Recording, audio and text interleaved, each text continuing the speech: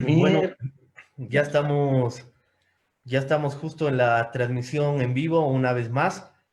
A este programa lo hemos llamado de la cama living en tiempos de cuarentena, porque la pandemia no nos ha permitido salir, comunicarnos. Entonces, bueno, desde el encierro hemos tratado de hacer algo mucho más, una serie de conversaciones para que nuestra gente, la gente que nos sigue, pueda escucharnos, ¿no? Bueno, hoy día tengo el agrado, el honor de estar con grandes compañeros. eh, Vidal Laime, con cual hace muchos años, el 2010, tuve la oportunidad también de trabajar con él. Hicimos un plan de desarrollo municipal en Charaña, una de las ciudades más frías de nuestra extensa Bolivia. Y bueno, con Humberto Claros hemos tenido la oportunidad también de compartir diferentes espacios, de trabajar en otra forma, a través de la comunicación, a través de los diálogos. Y bueno, hoy los tengo acá presentes, además con una muy linda noticia de que eh, tienen un texto, un libro muy importante en estos tiempos. Justamente en la anterior charla hablábamos con una historiadora, Natalia Linares, de la importancia de la memoria histórica, ¿no? Y bueno, ustedes están en ese plan, están en este momento tan importante, han entendido el momento histórico de plasmar, de dejar algo escrito, para que no se quede solamente en la memoria, sino de que aquí un buen tiempo podamos recoger este libro y poderlo leer. Se llama Generación Huipala, Venganza Jailona y Redención Popular. Además, un título muy fuerte, que llama la atención, que llama a los lectores, que atrae a todo tipo de público. Y bueno, de eso vamos a hablar hoy día. Gracias, chicos. Creo que lastimosamente no vamos a poder tener conexión con otro de los coautores del libro, que es Carlos Moldis. Vamos a seguir intentando ver si es un tema de conexión. Eh, pero bueno, estamos acá justamente para hablar de eso. Voy a dejarlos ambos para que también hagan su presentación, nos saluden y bueno, arrancamos. Contigo, Vidal, comenzaremos y luego con Humberto. bueno, en principio agradecido por la invitación, Sergio. Evidentemente, hace años hemos tenido la oportunidad de compartir una experiencia interesante en el municipio de Charaña, más allá de lo frígido del lugar y lo distante del centro del área urbana. Fue una experiencia que ha quedado marcada, ¿no? Bueno, evidentemente, ¿no? Nosotros hemos, como grupo, como organización, Humberto, Carlos, después de los sucesos acaecidos en octubre y noviembre del 2019, luego de una serie de conversaciones internas, hemos visto o hemos tomado la decisión de animarnos a y recurrir a la escritura para tratar de contar desde nuestro punto de vista, que obviamente no solamente es particular, sino que recoge el sentimiento de diferentes organizaciones sociales. La idea nace a partir de eso, ¿no? Es decir, nosotros teníamos la intención de que no se quede, digamos, estas reflexiones que teníamos casi de manera recurrente en simples charlas o tertulias que se perdían. Y lo que nosotros estamos haciendo con este trabajo es tratar de, por lo menos, presentar un aporte a la sociedad, en este caso a la gente que en este momento está en pie de lucha contra un régimen al cual nosotros calificamos de gobierno de transición de facto. Y en el libro que la gente, si lo adquiere, va a poder encontrar diferentes aspectos, ¿no? Me quedo acá porque seguramente tienen algunas preguntas. Tal vez Humberto quiere también hacer la presentación. Obviamente va a depender mucho del feedback que haga nuestro amigo Sergio, ¿no? Muchas gracias, Vidal. Te cedo la palabra, querido Humberto. Buenas tardes, Sergio, y a todos los seguidores de las redes sociales, en particular de tu espacio, ¿verdad? Este, A ver, justo hoy día una compañera, digamos, está en Argentina, compañera de mi pueblo, de allá del trópico de Cochabamba, me decía que el título es muy fuerte, me decía, es muy confrontacionista, me decía. Y yo creo que muy pocos van a decir lo contrario, porque, o sea, lo contrario que yo voy a decir, porque efectivamente el título, sobre todo en el referido del Venganza Jailona y Redención Popular, tiene que ver mucho con lo que precisamente y exactamente está pasando en Bolivia, pero no solamente en Bolivia, sino también en Chile, en Ecuador, en Estados Unidos, ¿no? Es decir, esta arremetida fascista que existe ahorita en Bolivia desde el golpe de Estado, no es nada menos que eso, ¿no? Es decir, los 14 años de gobierno de Evo Morales, que es básicamente el gobierno de los pueblos indígenas, de las organizaciones sociales, de los movimientos populares, que no ha ocurrido, durante mucho tiempo, ¿sí? Durante más como 180 años de vida republicana, el 2006 se hace realidad. Entonces, yo creo que este libro, esta primera publicación nuestra, digamos,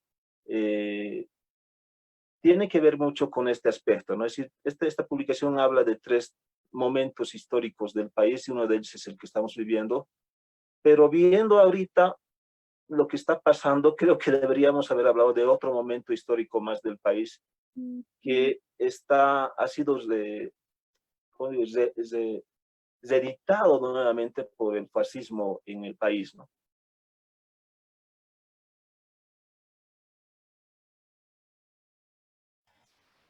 De suma importancia y emergencia, ¿no?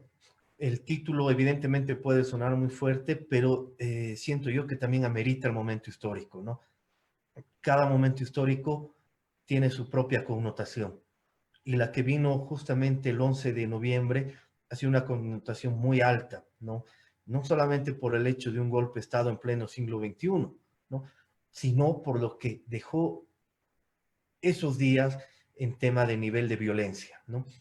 Sacaba, Sencata, persecución política, persecución a dirigentes, persecución a movimientos sociales. Entonces, bueno, el libro también recoge todo esto, ¿no? A ver, Vidal, contanos un poquito más.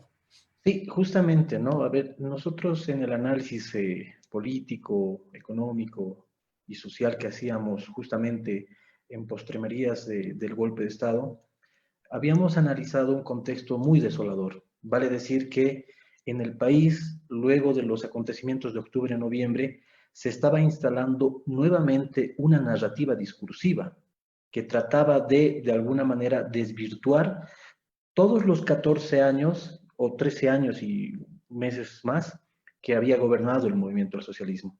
Entonces, esos 14 años para la oposición política partidaria eran sinónimo de dictadura, eran sinónimo de tiranía.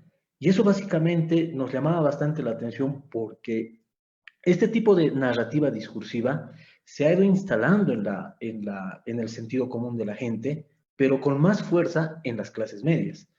Es ahí donde nosotros ahí con una especie de temor decíamos, a ver, han capturado el poder político y lo más probable es que nieguen, pese que los hechos eran evidentes, de que lo que ha acaecido en el país en octubre-noviembre era un golpe de Estado.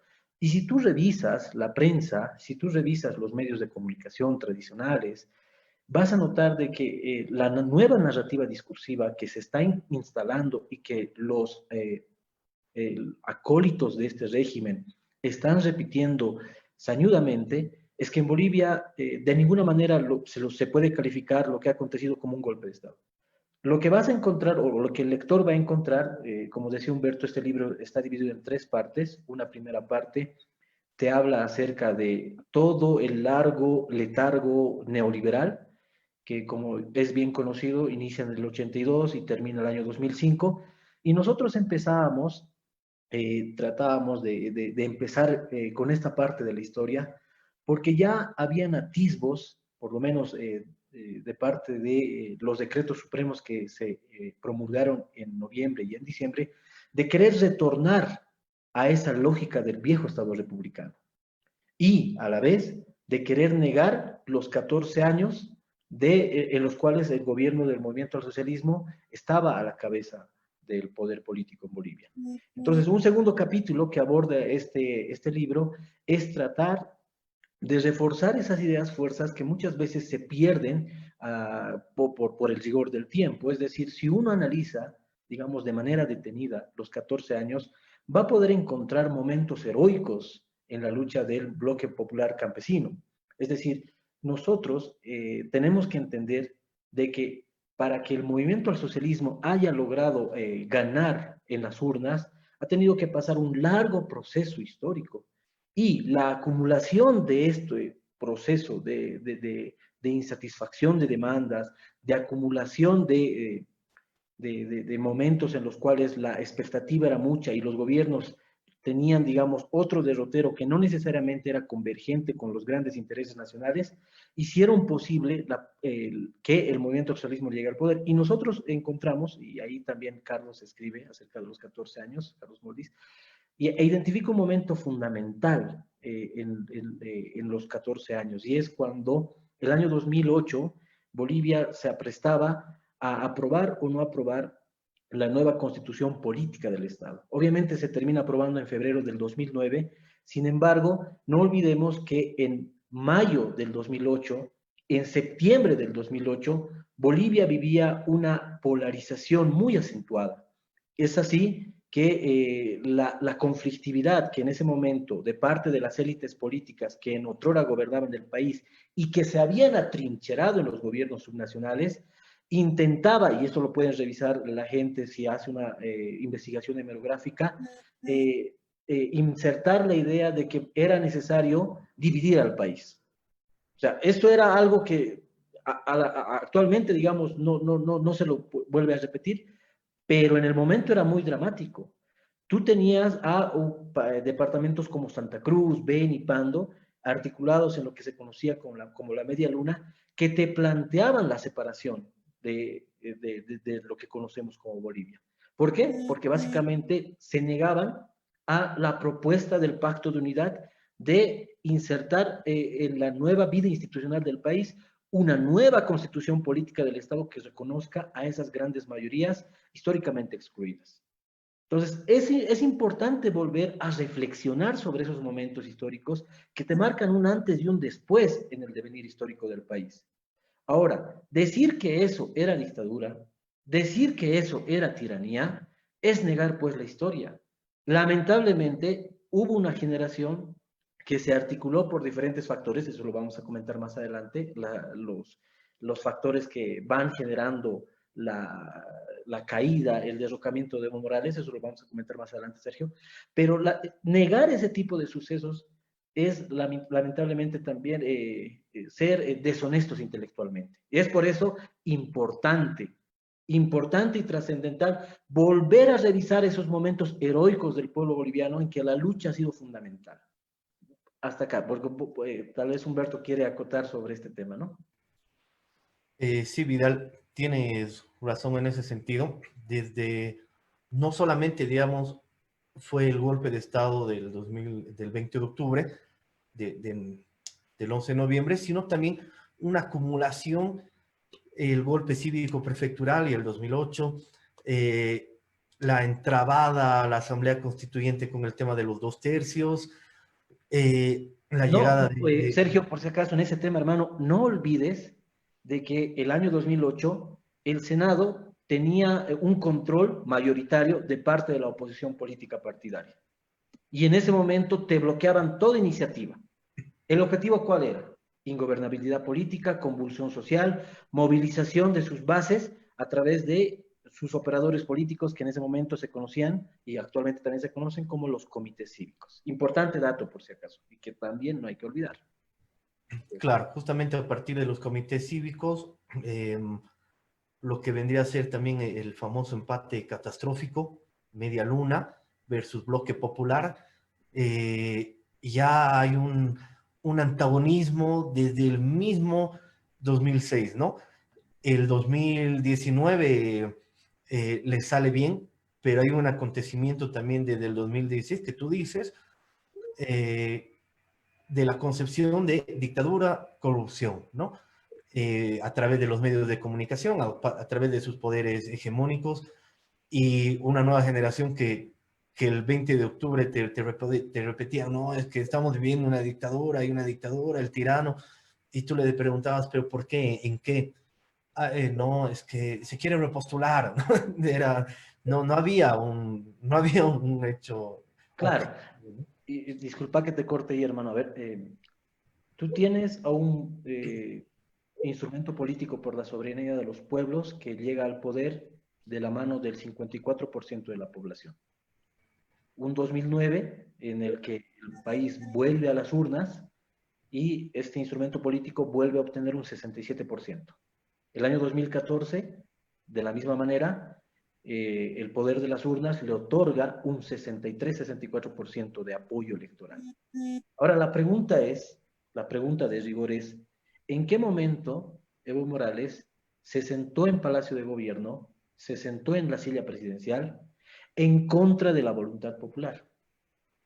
Entonces, es importante saber diferenciar este aspecto, porque si nosotros nos comemos, aceptamos esa tesis de que los 14 años anteriores a octubre-noviembre de 2019 eran dictadura, era tiranía, nosotros estaríamos siendo cómplices de este relato falaz, de este relato artero, que trata, como en el siglo XIX, de reescribir la historia a través de tratar de mantener privilegios. Y eso lo vamos a hablar más adelante, ¿no? Pero es importante hacer un hincapié en este aspecto, Sergio y Humberto. Exacto, Vidal. Eh, Humberto, hemos acaparado la palabra, así que te permito, No hay hermano. problema. Sí, a ver, al principio esta publicación tenía el objetivo, como nuestro amigo Carlos lo llamaba al inicio, vamos a hacer un folleto, decía, ¿no? Y era básicamente la motivación en justamente en lo que están hablando, ¿no? Es decir, no es, las generaciones que han nacido más o menos el 2003, incluso el 2000, se conocen la historia desde Evo Morales, ¿verdad? Pues no existe la comparación con otro gobierno, entonces por tanto asumen las ideas que les han dicho, ¿no? Así que Evo Morales es un dictador. Pero claro, ¿no? Es decir, no conocen, no han conocido ningún otro presidente, ¿no? Y qué curioso que han esperado toda una generación para dar un golpe de Estado. En 2008 lo intentaron, no lo lograron. Bueno, en 2019 sí lo han hecho, pero básicamente nuestra juventud, los famosos millennials, no son los millennials del 2000, ¿no? Son los famosos centennials, ¿no? Es decir, no tienen a cabalidad qué es lo que ha pasado previamente. Y era un poquito a raíz de esto la responsabilidad, digamos, de hablar qué es lo que ha pasado en el país, por qué Evo Morales está sentado ahí durante 14 años, digamos, ¿no? Comparado seguramente con 180 años donde otros han gobernado el país, debe ser muy poquito, ¿no? Eh, pero bueno, el desafío se hizo mayor y no salió un folleto, ¿no? Salió un poco más que eso, ¿no? Eh, Ahorita tenemos mucha gente, es decir, en el golpe del Estado, mucha gente, incluso del trópico de Cochabamba, de las zonas periurbanas de las ciudades, que estaban en contra de Evo Morales, nada más porque estaban en contra de Evo Morales, porque supuestamente Evo Morales era un dictador, han visto en, en su humanidad propia, en la humanidad de sus padres, en la humanidad de sus hermanos, ¿cómo puede ser un gobierno de derecha? Sí, del trópico, por ejemplo, esos jóvenes que habían votado por Carlos Mesa, porque hay que decirlo, hay jóvenes de colegio y jóvenes que están incluso en las universidades, han votado por Carlos Mesa, bajo esa idea que les han metido de que Evo Morales no es democrático, sino es dictadura. Pero esos mismos jóvenes han visto cómo puede ser un gobierno de derecha, porque muchos de ellos han recibido palazos, disparos, gasificación, etcétera, estos jóvenes se han formado en cuestión de 10 semanas, han hecho conciencia social, pero no es suficiente, ¿no? No es suficiente. Entonces, existe la necesidad de formar, informar, reflexionar a esta juventud, que ahorita se denominan los autoconvocados, el contexto de lo que es, de lo que ha sido Bolivia con Evo Morales.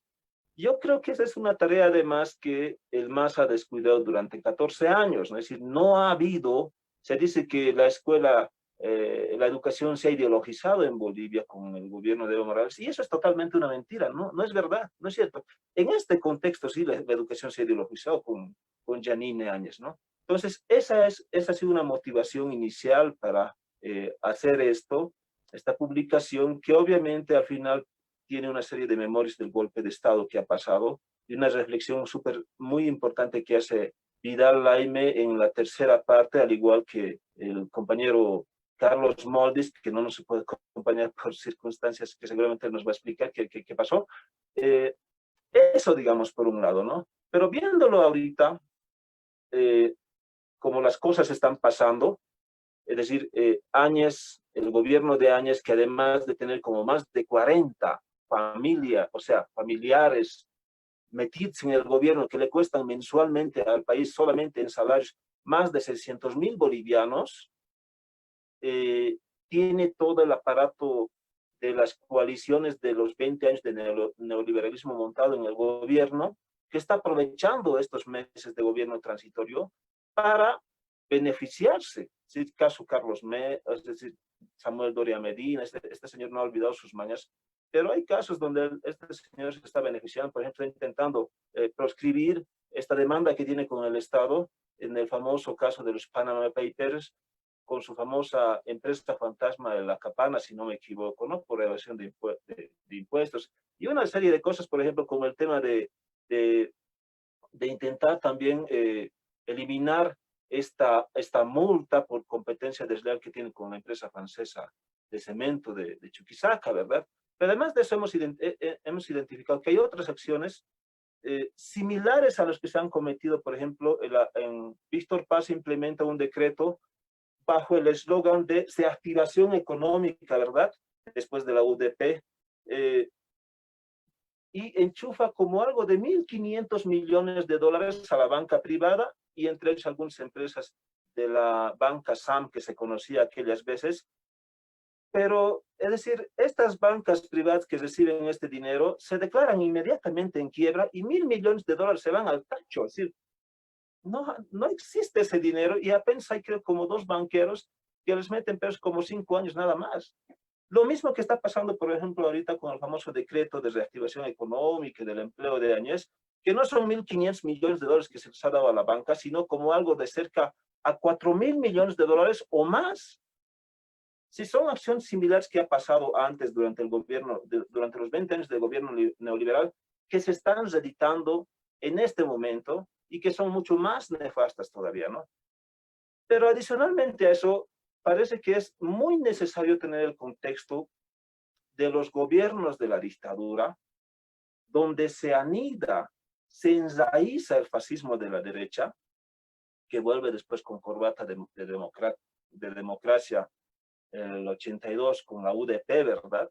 Si hay una necesidad también de hablar de esto, ¿no? Del por qué ciertos grupos, incluso de la COP y sectores trotskistas, históricamente siempre han apoyado a las élites, ¿no? Y hoy se muestran como los recuperadores de la democracia y no sé qué, que están aglutinados en CONADE, con Waldo Albarracín y algunos otros grupos, ¿no?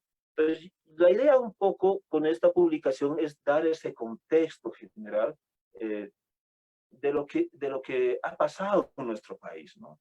Eso creo que es una tarea, una responsabilidad fundamental, y hay que decirlo, el MAS institucionalmente no lo ha encarado, y las consecuencias son estas, ¿no?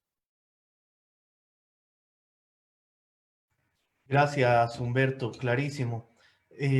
Quiero hacer un pequeño paréntesis porque, bueno, tenemos muchas personas que nos están siguiendo en vivo y nos están escribiendo también, ¿no?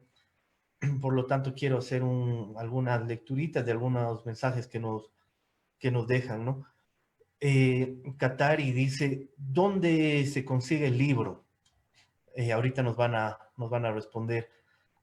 Domitila dice, muchas felicidades, una de las pocas memorias escritas del golpe del 2019. Y es verdad, no creo que hasta el día de hoy no tenemos, o no me ha llegado algún texto ya escrito, ¿no? Entonces, por ende, ustedes son de las primeras personas que comenzaron a escribir el texto, y qué interesante la historia de que de un folleto se pueda convertir en algo mucho más grande. Es que hay mucho que contar ahorita también, ¿no? Mucho que escribir y mucho que reflexionar. Sandy dice, pichando en la cama living, y claro, es excelente, estamos en agosto además, el picheo es nuestro, es parte de nuestra cultura, y para eso estamos acá, no tenemos que ocultar nada, sino más bien reivindicar nuestras culturas. Gracias, Humberto. Bueno, Vidal, continuaremos, vamos a volver a hacer un par de lecturas luego. Muy bueno. Humberto seguramente te va a pasar el número de teléfono por el cual se pueda contactar para adquirir el texto, ¿ya?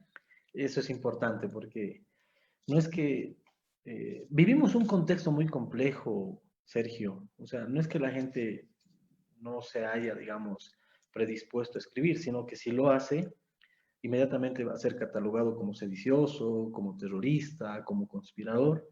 Y no olvidemos de que es un momento en el que las libertades democráticas, el Estado de Derecho se ha vuelto papel, en el que la judicialización de la política, la persecución, se han vuelto moneda común. Entonces, esa es una de las razones por las cuales quizá no existe, digamos, una masiva presencia de otro tipo de publicaciones, por un lado. Por otro lado, importante antes de pasar a un aspecto que me interesa manifestar sobre el texto, ¿no?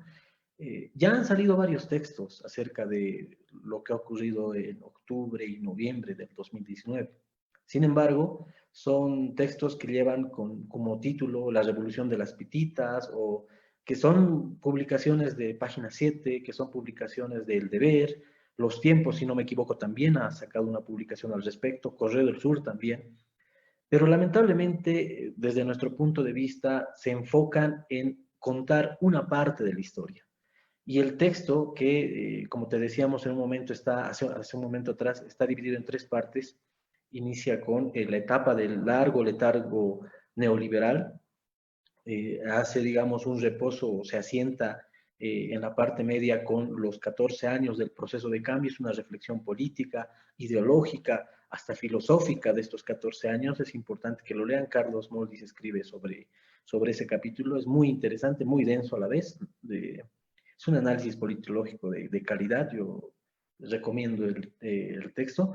Y la última parte en la que yo escribo es acerca de, y lo titulo, ¿no? Golpe de Estado o Revolución de Colores, rostros de la conspiración. Y trato de hacer un recuento, es una investigación acerca de los factores que ocasionan la caída de Evo Morales, pero también se identifica dentro de esta investigación ciertos aspectos que es importante mencionar. Por un lado, esa idea de fraude electoral que se ha ido manejando desde antes del día de la elección. No olvides de que aquí en La Paz, unos meses antes, por ejemplo, el mes de julio, se lleva a cabo cabildos en la ciudad de La Paz, en el departamento de Santa Cruz, en los cuales se anunciaba públicamente que se desconocería una eventual victoria del movimiento al socialismo. Es decir, se estaba calentando un escenario en el que, sin haber llegado el día de la elección, ya te decían que iba a haber un fraude electoral. Y lastimosamente, y hay que decirlo, ¿no? El día 20 de octubre se lleva a cabo la elección. El 21 se intercepta premeditadamente a los notarios electorales que se disponían a devolver el material electoral y que estaban llevando en sus maletas electorales ánforas, papeletas de sufragio, hojas de trabajo, y que tenían que ser devueltas pues a los respectivos tribunales electorales departamentales. Y tú recordarás esas imágenes donde la gente los intercepta a los notarios electorales y procede a quemar ese material electoral, bajo el argumento de que esa era la prueba irrefutable del fraude electoral. Si uno hace revisión de la ley 018 del órgano electoral, la ley 026 del régimen electoral y los reglamentos que se emitieron al respecto para llevar a cabo la elección general del 2019, va a poder entender que los únicos documentos válidos en el cómputo de los votos emitidos en los recintos electorales son el acta electoral y la lista índice de habilitados. Lo demás, ánforas, papeletas, carecían de valor legal. Sin embargo, ante la prensa, ante los ojos de la ciudadanía, esa quema desproporcionada de ese material electoral se constituía en prueba del fraude electoral. Y es a partir de ese momento que se empieza a reactivar de manera masiva, hay que también reconocer eso, en diferentes sectores de clase media urbana, por ejemplo, recordarás que en el municipio de La Paz, cuando se planteaba el tema de la paralización de La Paz, tú veías de Sopocachi hasta la zona sur paralizado, pero te ibas a la Garita de Lima, a la Plaza Guino, a las laderas, y todo estaba normal. Entonces, lo que tú tienes es, a través de un argumento de fraude electoral, la movilización en las calles de sectores de clase media urbana que por un resentimiento, porque han sido desplazados del control estatal, de la administración del Estado, hubo un resentimiento, hubo un odio visceral, hay que decirlo, porque no aceptaron que un gobierno sea liderizado por un presidente indígena. Y es ahí donde nosotros decimos, por eso viene la idea, ¿no?, de venganza jailona, porque es a través de esta clase media, que en ocasiones también es clase media camaleónica, porque en ciertos determinados momentos ahí se arrima un gobierno, cambia de color y trata de no perder sus privilegios, es a partir de esta clase media que se va gestando este golpe institucional, que posteriormente, y lo van a poder ver en el texto, ha tenido el concurso de instituciones como la Policía Nacional y en última instancia las Fuerzas Armadas. Porque sin la participación de estas dos instituciones del Estado, esto no iba a ser posible. Se habla bastante de que este movimiento de octubre-noviembre era una rebelión social, era una revolución, una contra...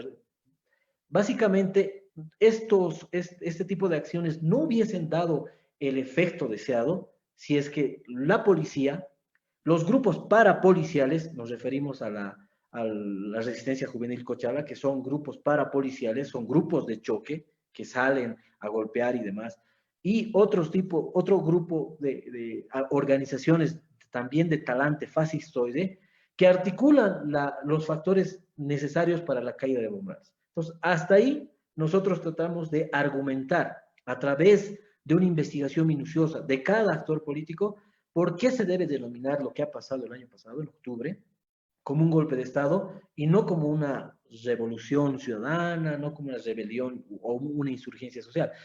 Es importante, creemos nosotros, hacer hincapié en esto debido a que nuevamente se está queriendo instalar otra narrativa.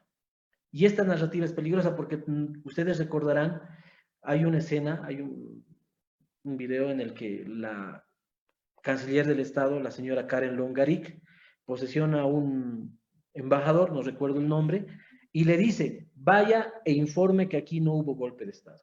Entonces, y ante ese tipo de narrativa, nuevamente tienes un alineamiento de parte de los medios de comunicación y lo dramático acá es que si nosotros no empezamos a tomar conciencia, como decía Humberto, hace un momento Humberto, acerca de lo que ha pasado realmente el año pasado, nuevamente la historia la van a querer escribir estos personajes nefastos que le están haciendo en la actualidad, en este momento a Bolivia, mucho daño.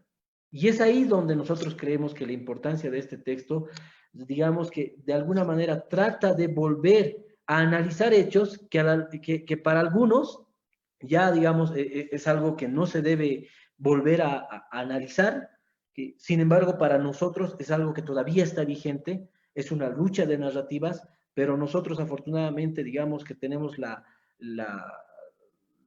el aditamento de que esto se respalde en investigación. No es, digamos, un invento jalado de los cabellos, querido Sergio. Gracias, Vidal. Voy a recoger dos puntos de lo que tú has dicho que creo que es muy, muy, muy esencial. El primero es el calentamiento de calles, ¿no?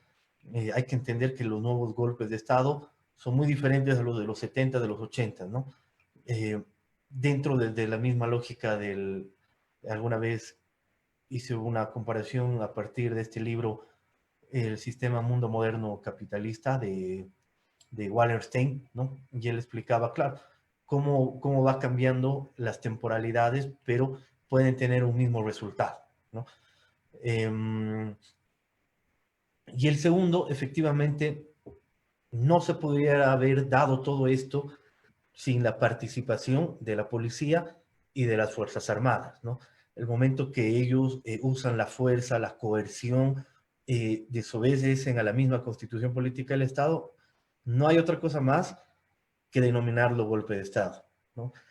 Eh, en el tema del calentamiento de... Sobre ese aspecto, disculpa que te corte, Sergio, sobre ese aspecto es bien interesante, tal vez. Esto se va a saber de aquí a unos 10, 15 años quizá. Son detalles que no están en el libro, pero que vale la pena hacer hincapié en esto porque hay que analizarlos también. El día 10 de noviembre se ejecuta el golpe de Estado. No sé si te acuerdas que en la mañana los medios de comunicación hacen una cobertura acerca de un soldado que padecía como una especie de paro cardíaco y empiezan a generar un operativo en el que ingresa una ambulancia y se llevan a ese soldado hasta Cosmil, porque aparentemente había sufrido un paro cardíaco.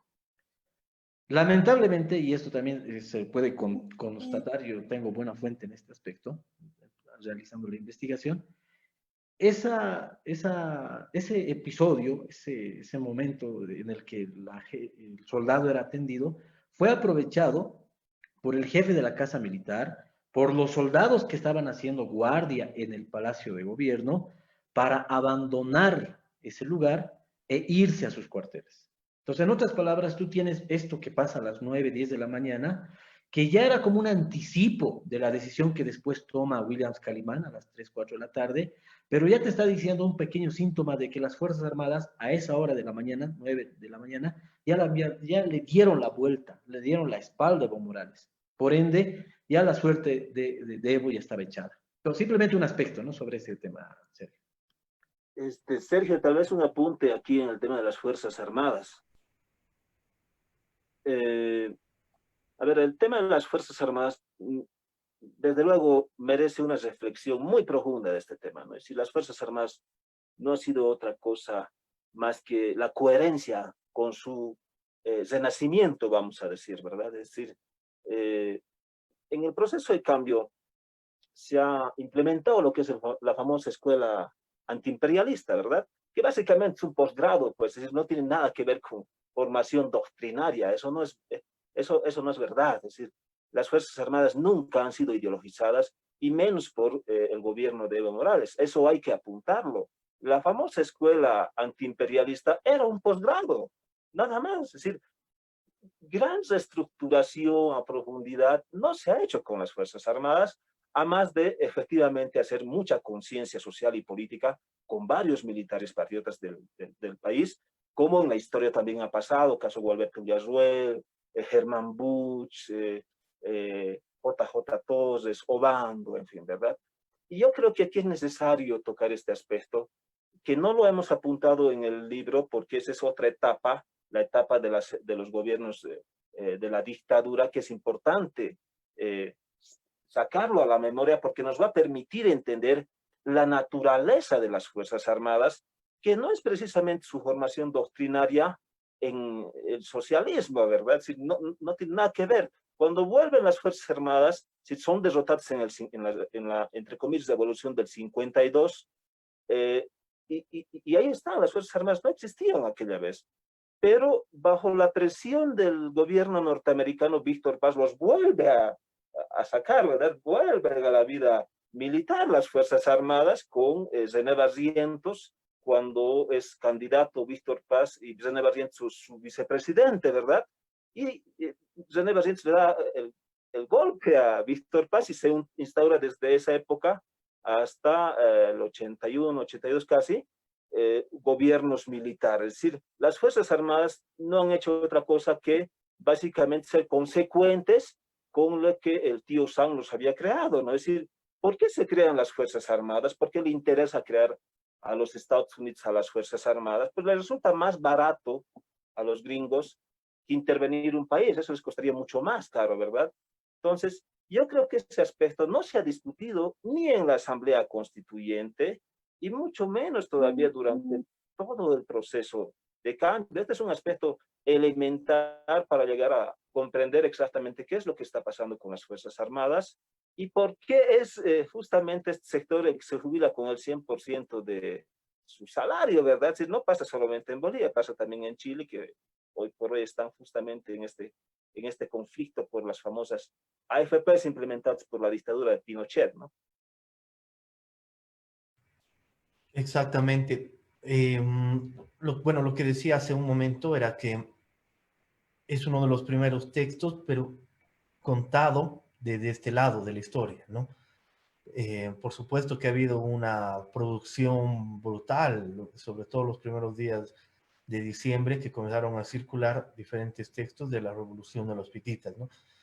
Pero hacía falta una narrativa, digo, en sentido que van acompañado de la mano de los movimientos sociales, del bloque campesino, obrero, ¿no? Sindical. Entonces, bueno, ustedes han tenido eh, este tiempo para plasmar este trabajo. Se nota que es un trabajo de investigación muy, muy amplia y, bueno, muy importante. Lo que yo decía, Vidal, igual antes de pasar a Humberto, un detalle que antes de que se me pase, era el tema de calentamiento de calles, que ya lo habíamos vivido en el 2016, ¿no? Ya un grupo muy fuerte hablaba del tema de fraude. De hecho, el 2016 no genera una expectativa tal vez como la que esperaban. Muchos jóvenes se presentan en bajo según coma en el centro de cómputos que ahí estaba operando del Tribunal Supremo Electoral, pero es más o menos una intentona, ¿no? 2019 ya se va a hacer una configuración real del, del calentamiento de calles, del discurso o narrativa del fraude electoral y que se va a ir configurando en lo que hemos visto, un golpe de Estado. ¿Qué más aporta el libro, Vidal? Y después pasamos con Humberto. Bueno, nosotros hemos querido detenernos en la caída de Evo Morales, la sucesión forzada presidencial. O sea, hay un pasaje que es interesante, nuevamente, que no pase a la ligera, ¿no? Es decir, tú tienes un lapso de 2 días en los que el país vivió entre comillas, un vacío de poder. Es un lapso en el que la policía, después de la caída de Evo Morales, es bien interesante este aspecto, porque a través de su comandante se constituye a instituciones como CEGELIC, CEGIP, y hace tomas simbólicas de estas instituciones. Aparentemente, la reivindicación policial tenía fuertes rasgos de carácter salarialista, porque ellos también te planteaban una jubilación del 100%. Sin embargo, cuando empiezan a tomar estas instituciones, y eso está registrado en videos, está registrado en cámaras, hasta hay artículos de prensa, lo que ellos te develaban a través de esa postura es la intención de volver a recuperar la gallina de huevos de oro. Porque si tú haces un análisis de esa institución que te extiende un permiso de conducir, una licencia, que se conoce acá en Bolivia, era moneda común y la gente lo sabía, que para obtener ese documento tú pagabas un monto de aproximadamente 800 o 1000 bolivianos. Cuando se crea el CEGIP, cuando se crea CEGELIC, tú le quitas a la policía, en cierto sentido, esta forma de adquirir dinero y de alguna manera destinos dorados como tránsito, destinos como régimen penitenciario y otros, que ya no tenían el mismo trato de antes, se convierten, digamos, para la policía, para la institución, en un contrasentido. Y es importante señalar este aspecto. ¿Por qué? Porque la policía, más allá de, tienen el lema, ¿no? Contra el mal, por el bien de todos. Bueno, más que por el bien de todos, es por el bien de sus bolsillos. Y hay que decirlo categóricamente. Este golpe de Estado no hubiese tenido el éxito que ha tenido sin la participación, sin el amotinamiento policial de la UTOP en Cochabamba y que después se ha replicado en diferentes lugares del país. Entonces, es así que se debe entender este golpe de Estado. Es un golpe, en cierto sentido, que tiene la estocada fatal de parte de las Fuerzas Armadas, pero que inicia, después de este calentamiento de calles que tú apuntas, con una relativa incidencia fuerte con este amotinamiento policial. Luego de eso, tú tienes un 12 de noviembre en el que la oposición política partidaria se constituye a la Asamblea Legislativa Plurinacional, van al hemiciclo parlamentario, que prácticamente estaba vacío, no había la presencia del partido mayoritario, que tiene 2/3 en la Asamblea, y procede a instalar una sesión en el Senado, y básicamente no había quórum. Hacen lo mismo en la Asamblea, y de la misma manera no había quórum. En resumidas cuentas, ese proceso, ese procedimiento que realizan es pues espurio, es ilegal, es inconstitucional, porque en ningún lado, si uno revisa la Constitución Política del Estado, va a poder encontrar esa forma forzada de realizar esta sucesión presidencial. Pero pese a aquello, lo hacen. Una vez en el poder, y ahí finalizamos, ¿no? Con el tema de las masacres de Sencata Sacaba, tenían que erradicar por completo el nuevo régimen encumbrado, tenía la tarea de erradicar por completo los focos de conflictividad social que se encontraban en diferentes puntos del país. ¿Y qué mejor manera que realizar esta acción a través de un decreto supremo criminal? Y afortunadamente, y es importante señalar a la audiencia, querido Sergio, los delitos de lesa humanidad que se han cometido en Sencata, en Huayllani, Sacaba, hasta en Yapacaní, en Ovejuyo, son delitos que no prescriben. Así que si circunstancialmente el señor Arturo Murillo está en el poder, el señor Luis Fernando López, ministro de Defensa, la señora Yanine Áñez, que están gozando en este momento del poder político, sepan, señores, que en algún momento van a ser juzgados por estos delitos de lesa humanidad. Y lo que el libro hace, por eso nosotros hemos puesto en la portada o a una manifestación en la cual están varias personas enarbolando una huipala. Nosotros hemos querido poner esto en homenaje a estas personas que han reaccionado en contra del golpe de Estado, y también hay que señalarlo, han reaccionado no necesariamente en defensa de Evo Morales, no necesariamente en defensa del proceso de cambio, sino han salido a las calles en contra del gobierno de transición de facto para evitar lo que se estaba queriendo consumar, y era erradicar por completo este símbolo nacional. Recordarán ustedes la quema de la huipala en la Plaza 14 de septiembre en Cochabamba, recordarán esos sucesos donde la policía, un efectivo policial, se cortaba la huipala de su apache. Hay imágenes incluso de los cuarteles militares donde se baja la huipala. Es decir, tú tenías la plena intención de borrar por completo todos los logros que que el país había visto a la luz de la nueva constitución política del Estado.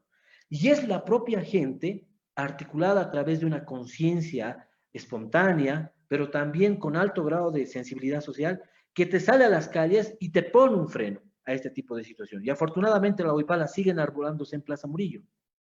Sin embargo, este tipo de movilización de las masas es frenada a través de estos decretos supremos que terminan cegando la vida, quitándole la vida a más de 30 compatriotas.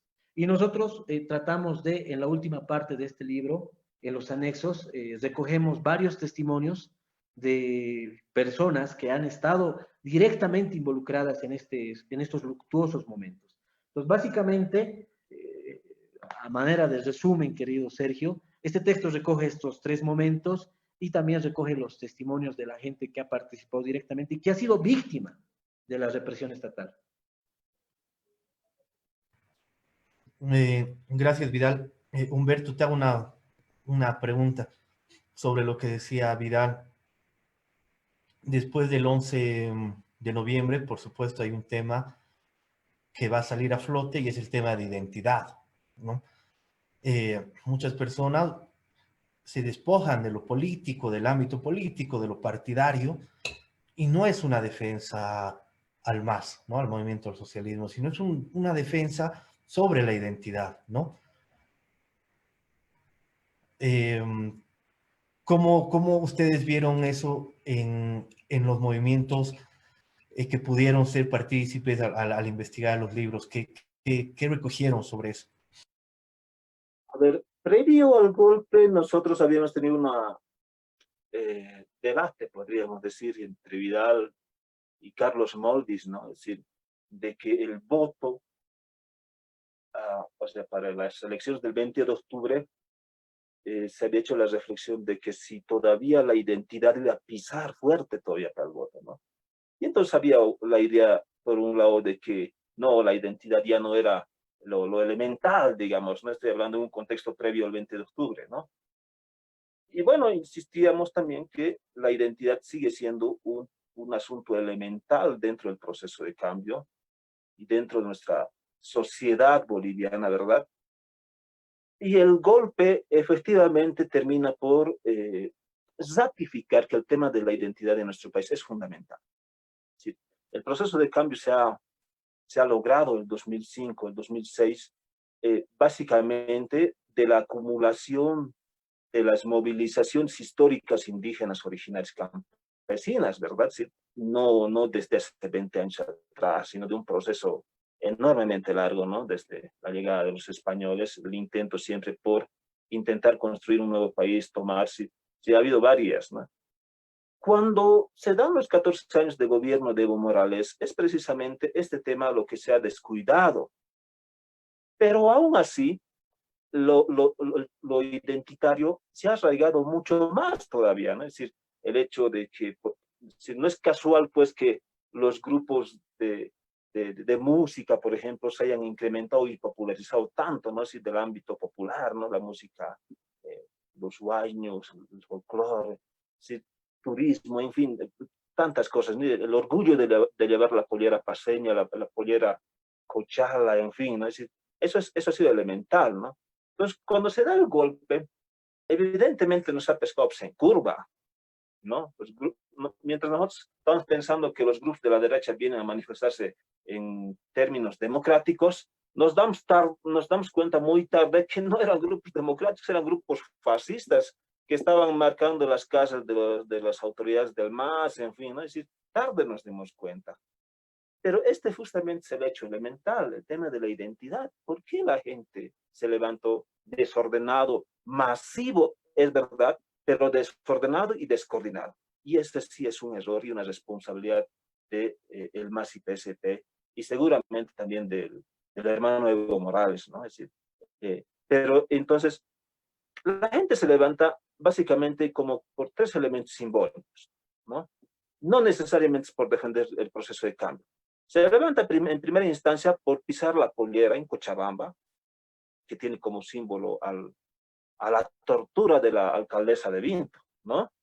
Pero además hay otro segundo elemento, y lleva el título de esta publicación, la quema de la Huipala.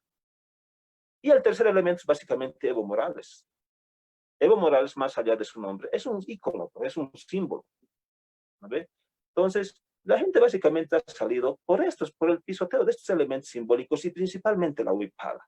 Y creo que esto la derecha no ha entendido bien y hasta ahora no ha no ha podido comprender este elemento simbólico, ¿no? Que no es una simple tela, digamos, ¿no?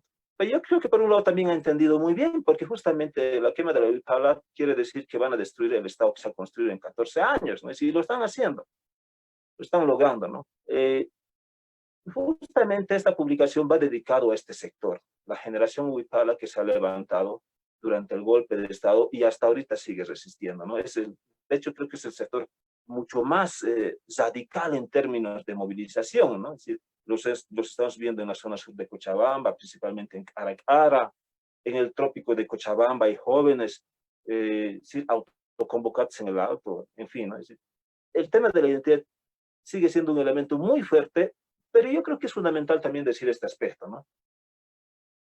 Ha habido cierta corriente en el gobierno del MAS que ha intentado obviar este elemento, ¿no? A través de básicamente intentar construir o privilegiar a una nueva masa social que es básicamente urbana, pero ha sido un error. El elemento histórico sigue siendo el movimiento indígena originario campesino y popular. Nos ha demostrado lo último que ha pasado, ¿no? Gracias, Humberto. Tal vez tú, Vidal, quieras acotar algo respecto al tema de la identidad. Bueno, como mencionaba Humberto, este es un elemento clave, ¿no? Hay un texto que recientemente ha salido, es igual de otro intelectual alteño, es Carlos Macusaya, y que también te planteaba un título interesante, ¿no? En Bolivia no hay racismo indios de mierda, un problema negado. Y creo que es importante manifestar este aspecto, ¿no? Porque si bien ha habido una participación masiva de estas clases medias urbanas, que en principio estaban articuladas en plataformas ciudadanas, que tenían, digamos, una agenda de carácter ambiental. No olvides de que el año pasado, precisamente por estas fechas, había un alboroto enorme de parte de los influencers que le decían al gobierno que actúe inmediatamente para apagar los incendios que se estaban provocando en la Chiquitanía. Y de alguna manera este tipo de movimiento, esta gente que se estaba articulando a través de estos influencers, de estas plataformas ciudadanas que se habían creado en torno al referéndum del 21 de febrero y demás, de alguna manera tú tienes, digamos, un elemento, una acción bien interesante porque estas plataformas ciudadanas van mutando y esta mutación las va convirtiendo en actores políticos. Es decir, tú tienes estas plataformas, actores los más relevantes, que en última instancia se van a convertir en candidatos de los partidos políticos de oposición que empiezan a compulsar y presentarse en las elecciones generales del 2019. Ya, por un lado. Entonces, tú tienes, digamos, un elemento ahí importante porque si bien en los hechos, en el discurso, no te manifiestan una aparente, digamos, diferenciación de carácter racial, en la práctica, o sea, digamos, de manera interior, eso es lo que ha pasado, digamos. El golpe de Estado del año pasado tiene como corolario esa forma de querer, digamos, sacar del poder a Evo Morales, porque no lo han podido lograr a través de las elecciones, pero lo hacen a través de hay que sacar al dictador. Pero en los hechos, lo que ellos pretendían era tenemos que sacar al indio. O sea, es como una especie de discurso camuflado que no se dice, pero que en los hechos era lo que motivaba la acción que los llevaba a movilizarse. Y lastimosamente, en estos últimos tiempos, estamos viendo con mayor intensidad ese tipo de manifestaciones de carácter, digamos, discriminatorio. Y afortunadamente hay gente que ya no es, pues, digamos, presa fácil, ya no es víctima de ese tipo de discursos de odio, de racismo, y se planta y le dice un ratito, señores, esto no, este país ya ha cambiado. Y lo importante de los 14 años de gobierno de Evo Morales es que en cierto sentido le ha vuelto a revalorizar lo que mencionaba Humberto, estos aspectos de carácter identitario que se creían perdidos, por un lado, es verdad, hay que manifestar ese tema, pero que afortunadamente han vuelto a la palestra política y lo importante es mantener eso intacto, ¿no? Es decir, estamos viviendo un momento muy interesante en el que la conflictividad social nuevamente, y hay también que decir que lastimosamente, te marca un escenario de polarización de la sociedad. Y lastimosamente este clivaje campo-ciudad, este clivaje, digamos, urbano-rural, se sigue manteniendo, se creía en cierto momento, en determinado momento ya superado, pero ha vuelto a aflorar. Y nosotros tenemos que estar atentos a estos momentos, a estos fenómenos, porque de lo contrario, al igual que el año pasado, se van a seguir cometiendo muchos errores. Entonces, es importante simplemente este aspecto, ¿no, querido Sergio? Gracias, Vidal. Se hablaba mucho de que existe, que hay un apartheid institucionalizado, ¿no? Que segrega a la mayoría indígena de los poderes del Estado. Se creía que se había superado eso, ha vuelto una oleada muy fuerte sobre el tema del racismo. Y ¿cuál es el camino hoy, Humberto? que tiene que ser el bloque popular ante esta situación que está atravesando el país, ante el abandono, ante tanta situación crítica que estamos viviendo hoy, ¿no? Bien, yo creo que un aspecto elemental, fundamental, primero es comprender nuestro contexto histórico, ¿no? Es decir, creo que ha habido muy poco de producción, digamos, teórica, intelectual, durante los 14 años de proceso de cambio, ¿no? Esto es elemental. Entender que el 82 no es que viene la democracia para los indios, esta es otra farsa, digamos, ¿no? Es decir, hay que deconstruir la historia. Eh, Esto es elemental, ¿verdad? Comprender cuál ha sido el camino que ha venido. En la publicación hay una reflexión muy profunda en el tema de que nosotros tenemos la posición de que estamos camino a una segunda revolución. Y esta segunda revolución básicamente se va a garantizar por la fuerza social, como siempre ha sido. Es decir, las conquistas indígenas no han venido de la mano del lápiz y el papel, digamos, de ciertos grupos sociales que de alguna forma eran afines a los indígenas originarios, ¿verdad? Es decir, no. Es decir, la movilización social, la fuerza social, es la única garantía de que el sector popular retorne al gobierno. Ese es el aprendizaje histórico y en ese contexto es fundamental fortalecer el tema de la conciencia social. Eh, eh, Hablábamos de los autoconvocados y de esta generación Wiphala, que en pocos días y en pocas semanas ha adquirido conciencia social, pero no es suficiente. Hay que seguirlo. Hay que seguir fortaleciendo este camino, este proceso de formación, autoformación, y creo que el aporte de esta publicación tiene que ver mucho con eso, ¿no? Es decir, eh, los sectores indígenas, originarios, campesinos, sectores populares, sectores de izquierda, no queda otro camino que la movilización social. Y creo que las esperanzas de que eso pase son muy fuertes, son muy cercanos, ya lo han dicho eh, incluso fuerzas de la derecha vaticinan que las organizaciones indígenas, originarias, campesinas van a volver a poder, no hay que perder esta esperanza, esta fuerza social, a pesar de lo que está pasando, ¿no? Es una reflexión final que nosotros marcamos en esta publicación. Creo que Vidal también lo va a expresar en este sentido, ¿no?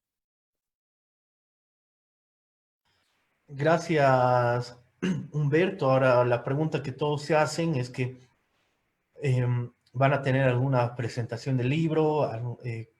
Me imagino en estos tiempos ya no se puede convocar a un auditorio, a una sala, ¿no?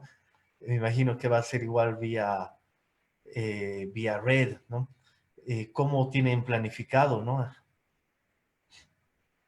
No sé si Vidal o yo. Humberto, sí, sí, toma la posta, no hay problema. Dale. Bueno, yo creo que esta ya es una presentación, pues, ¿verdad? Es decir, gracias a la invitación y a la gentileza tuya, estamos dando a conocer más o menos eh, qué en cuestión tenemos aquí, ¿no? El aporte nuestro, digamos, de un hermano alteño que es Vidal Laime, y yo soy del trópico de Cochabamba, ¿verdad? Y el otro compañero Carlos Moldes, de formación socialista muy cercana, digamos, ¿no? A estos espacios, ¿verdad? Sí estamos pensando, hay algunas ideas que esta noche ojalá lo podamos concretar, de tener un espacio justamente con los autoconvocados, digamos, ¿no? Es decir, qué mejor hacerlo con ellos, ¿no? Es decir, los jóvenes de la zona sur de Cochabamba, de Quillacollo, del trópico. Yo he estado buen tiempo, bueno, estoy mucho tiempo ya aquí en La Paz y yo creo que el grave error es justamente producir libros donde la gente no los lee. Básicamente los libros se escriben para que los académicos lo analicen, digamos, ¿no? Siempre ha pasado, ¿no? No tiene esta publicación pretensiones académicas que los debe tener, lo dice en el prólogo, sí que tiene una fuerte carga investigativa, digamos, pero no es la idea. la idea es que esto llegue a nuestra gente, ¿no? La idea es que nuestra gente tome conciencia a partir de su contexto, de su historia, de su realidad. Y básicamente en eso consiste este aporte. Y lo vamos a anunciar, yo creo, mañana o pasado, esta presentación, digamos, ¿no? Claro que agradeciéndote de antemano por el espacio que nos estás brindando, que nos permite llegar, pues, todos los que están conectados, ¿no? Y un agradecimiento también especial a las 6 federaciones del Trópico de Cochabamba, a la CESUD-CB. Estas organizaciones son las que, digamos, nos han respaldado, dado su apoyo para esta publicación que es importante, ¿no? Exacto. Vidal. Sí, bueno, simplemente quizás sea importante acotar lo siguiente, ¿no? Es decir, si bien el libro está estructurado en 3 partes, Humberto hace una buena descripción acerca del letargo neoliberal, Carlos se asienta en lo que es los 14 años del gobierno del MAS, no tanto como un recuento de qué obras hizo, qué obras no hizo, sino tratar de analizar, digamos, cuál fue la fuerza motriz que llevó a Evo Morales a llegar al poder y los primeros atisbos de la posterior, digamos, caída. Y la parte en la que yo escribo, simplemente para reeditar para la gente que tal vez se está sumando recién, es una revisión de carácter investigativo acerca de esa narrativa discursiva que se implementó a partir de febrero del 2016 y los diferentes actores políticos que se empiezan a articular para poder, digamos, asestar un golpe de Estado y de alguna manera vulnerar la constitución política del Estado, forzar una transición y paralizar o frenar, reprimir una movilización social espontánea, donde el saldo lamentable es más de una treintena de compatriotas nuestros. Hasta ahí, digamos que el libro te plantea un pantallazo acerca de la llegada de Evo Morales, la caída, pero hay un capítulo al final, ¿no? Que es como un epílogo que le hemos titulado, ya apuntaba Humberto, que es Hacia una segunda revolución. Y esta segunda revolución, más allá de un contexto que lamentablemente Bolivia está viviendo producto de una pandemia mundial, nos obliga a reflexionar este momento trascendental en la historia del país. Vale decir que lo que está pasando actualmente con el régimen de transición en el poder no es gratuito. Si uno hace un análisis de todos los decretos supremos emitidos hasta la fecha, obviamente también anticipamos que también estamos trabajando en una segunda parte de este libro, ya analizando los 9, 8 meses de gobierno de Yanine Áñez. Se va a llevar muchas sorpresas, pero estas sorpresas dejan de ser sorpresas si las compara con lo que pasaba en el país 30 años atrás. Entonces, lo que está pasando ahorita, quizá para muchos jóvenes, es algo nuevo. No, para nada. Es algo que ya se está reeditando. Estamos viviendo un momento de restauración oligárquica, un momento de reedición de viejas políticas de carácter neoliberal, y el libro te finaliza diciéndote que, señores, la única manera de salir de este tormentoso contexto es mantener la movilización, despertar la conciencia social y apuntar hacia una segunda revolución que es necesaria y urgente. Porque de lo contrario, nosotros vemos un escenario venidero no muy alentador.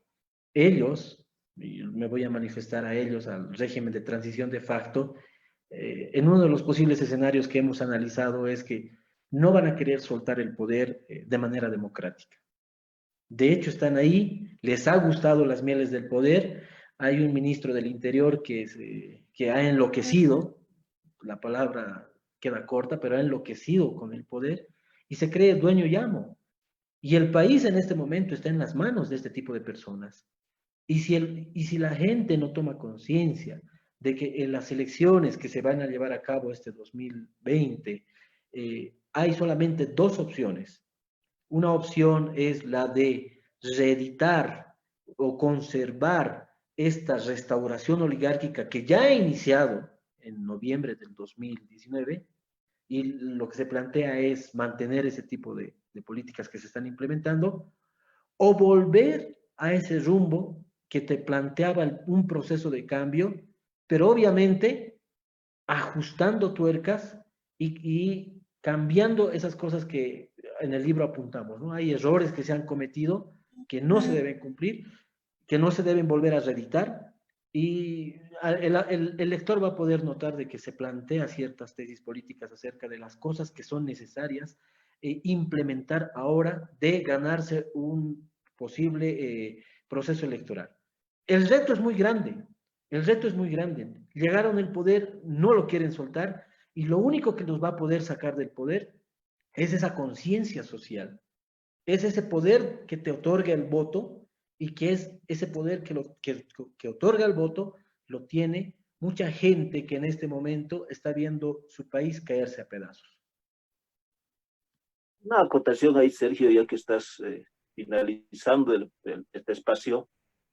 El otro día yo escuché decir a señor McLean, no me acuerdo muy bien, Ronald McLean, ¿verdad? Un personero político de la época neoliberal, asesor de Luis Fernando Camacho en estos momentos, ¿verdad? Él decía el otro día en el círculo, digamos, de analistas e intelectualoides, entre comillas, de la clase política de la derecha, decía el más, las organizaciones sociales nos consideran a nosotros enemigos, ¿no? Pero nosotros no los consideramos enemigos, los consideramos rivales, decía, ¿no? Es que eso es mentira, no es verdad. Es decir, nosotros los indios, los campesinos, los originarios, los movimientos sociales, populares, sí los consideramos enemigos, eso es cierto, no desde hace 10 años o 20 años atrás, sino desde que han llegado aquí, ¿no?, a conquistar a América. Sí, hasta ahora esa condición no ha cambiado, pero es mentira que ellos nos consideren rivales, no es verdad. Ellos no nos consideran ni siquiera rivales, nos consideran animales. Esta posición mía puede ser muy radical, pero los manifiestos que diariamente escuchamos en las redes sociales, los análisis, entre comillas, de sus intelectuales, digamos, ¿no?, en la idea de que el MAS tiene que proscribir, sí, no sé qué, es decir, que la democracia es esta, que por aquí es el camino, básicamente responde a esa idea de que nosotros, las organizaciones indígenas y campesinas, no somos considerados al nivel como ellos, ¿verdad? Y por eso nos consideran que su democracia es la que debe regir y no la democracia que se ha construido en los 14 años.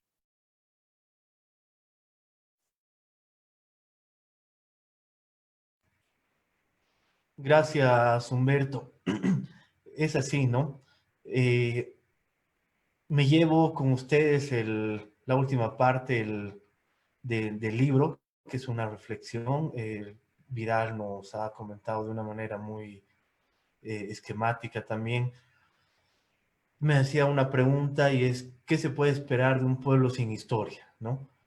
Si la historia es la que da evoluciones venideras a los pueblos, a los países. Una nación sin historia es un pueblo sin tradición, sin orgullo, sin cohesión de raza. Nosotros vivimos en un país riquísimo en términos de etnicidad, en términos de diversidad. El gran aporte que ustedes dos, que Carlos más, lastimosamente no está acá, nos están dejando, va a ser de suma importancia para el estudio paulatino de los compañeros, del movimiento campesino, del movimiento obrero, para entender la historia contada desde el otro lado, desde no el orden hegemónico cultural, ¿no? Muy agradecido, muy linda charla la que hemos tenido hoy día. Hemos vislumbrado algunos aspectos que hasta el día de hoy no los había tocado yo personalmente. Lo he hecho con ustedes. Hay que seguir nutriendo esto, hay que seguir nutriendo, y hay que empujar a que más personas puedan también escribir, acumular este proceso de relatos, de narrativas que nos corresponde también. Me escribían al WhatsApp y me decían que se alegran mucho por ver caras nuevas, que se alegran mucho por ver jóvenes, hoy escribiendo. Yo tengo el agrado de poder conocerlos a ustedes dos en persona, de poder haber compartido y seguramente vamos a seguir compartiendo mucho más. Bueno, les dejo a Vidal, Humberto, para que puedan decir unas palabras más de despedida y nada, muy agradecido de nuevo, ¿no? Yo voy a finalizar con algo que debía haber dicho al inicio, ¿no?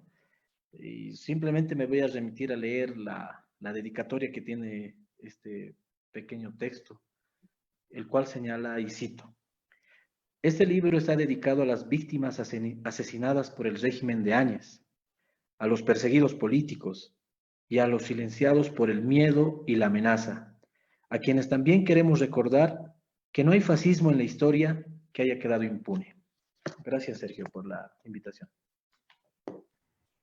Gracias, Vidal. Humberto, Yo creo también voy a despedirme con una lectura del un parrajito, creo, ¿no? Más o menos en base al contexto que estamos hablando. Y es justamente la parte del epílogo, ¿no? El mensaje final de esta publicación, ¿verdad? Dice así, ¿no? Ya volvimos, ya somos millones, parafraseando por segunda vez la célebre sentencia del líder indígena Tupac Katari. Esas voces son de hombres y mujeres dotados de conciencia revolucionaria que se encaminan ante un horizonte cargado de esperanza, inspirados por elementos simbólicos que perduran a través del tiempo. Son ellos los que con orgullo se dicen a sí mismos: somos la generación Wiphala. Gracias, Sergio. muy lindo, ¿no? Gracias a ustedes, gracias a ustedes. La verdad que ha sido una tarde muy, muy placentera. Yo quiero terminar diciendo que eh, hace muchos años el pensador boliviano René Zabaleta Mercado había acuñado una frase muy importante, ¿no? Un concepto de que Bolivia es un estado aparente, ilusorio, y que solo representaba el pedazo privilegiado de ella, ¿no? Eh, Mucho tiempo después, Álvaro García Linera afirmaba que ya somos un estado integral y que estamos viviendo un proceso de construcción de un nuevo estado. Lastimosamente esto ha quedado paralizado, pero seguramente vamos a volver a una construcción de nuestra querida tierra boliviana, ¿no? Tenemos que consolidar ese amor terruño común entre todos y a la construcción de un mejor tiempo, ¿no? Bueno, gracias Humberto, gracias Vidal y ya estaremos en un siguiente espacio, seguramente. Chao, chao.